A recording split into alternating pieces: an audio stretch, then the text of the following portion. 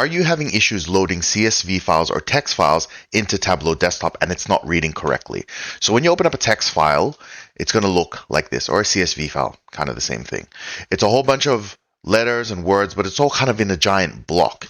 And if you open it up in Excel, sometimes when you open it, it looks like this. Everything is in a single column. Okay, and if I put this in Word Wrap, you'll see it.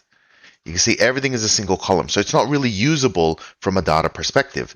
And if you load this into Tableau Desktop, it may also look like this, in that all the fields of data are actually in here. What is it actually supposed to look like? It's supposed to look like this.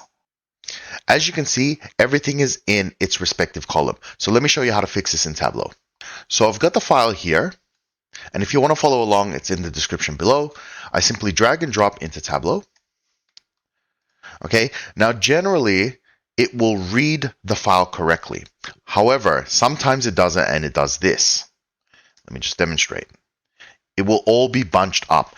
And the reason for this is in CSV or text files, there is some sort of identifier that splits up the fields. That's why it's called a CSV, comma separated values. So you can see here, if I zoom in, it's furniture, comma something, comma something. Every comma is a new field. So we have to instruct Tableau how to read that and separate it. So go in here, go text file properties, and you're going to see these options.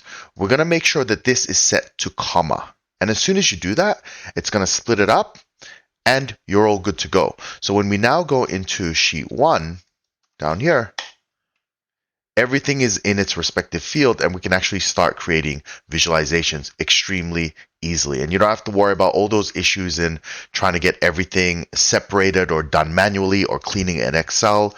Nobody wants to do that. It's an absolute waste of time. That's how you solve this problem. By the way, I teach all of this in detail on my website, Jellyman Education. The link is in the description below.